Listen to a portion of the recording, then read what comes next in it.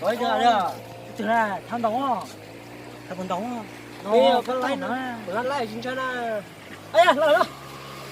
Mất lửa lên thả. Nó. Nó. Phải đúng rồi. Nó lấy cửa. Phải đúng rồi. Ở đây, tao là tiếng nói sao? Đấy rồi, bây giờ lên xuống. Quá chị à. Đúng không? Không dùng nữa. Bây giờ nó này mua được chưa?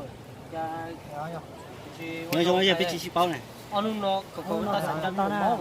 Ô, mình nhớ đầu ra, nhiều là chỗ anh ấy mù hay coi cho lỡ. Ta nó ưa. Cái đầu tao rồi. Ô, trời, đây làm đôi coi trời xin đâu mắt xua thế. Đồng đo tiêu, và tập lâu ưa.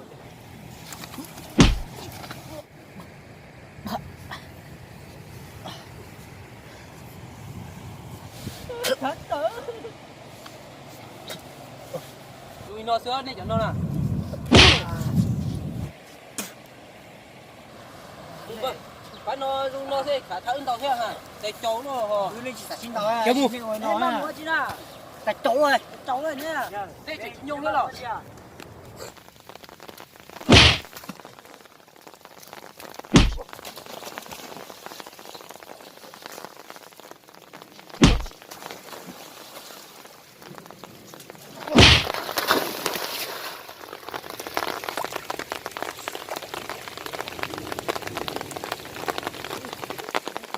Các con đó.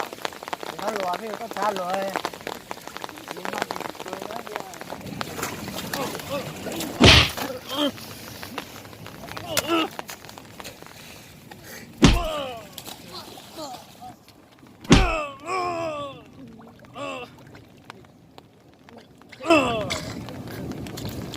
Dùng đi có sữa đó. Cả nông nước nè. Có muốn gì nè? Tôi. Đang về tập lô. Bây giờ có bao giờ? Ở chỗ ai cho này họ nó. Tôi cho. Lấy tu. Nó chỉ một con à. Đã oan é rồi.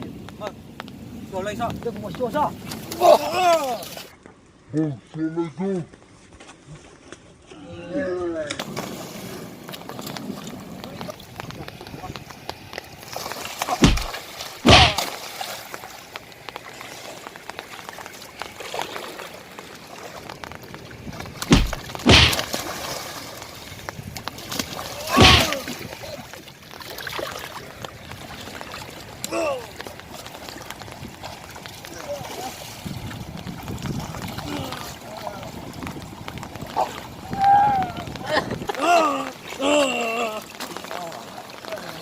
Của Dùng bẩn, dùng do sự. Cả nông nước kia. Tôi.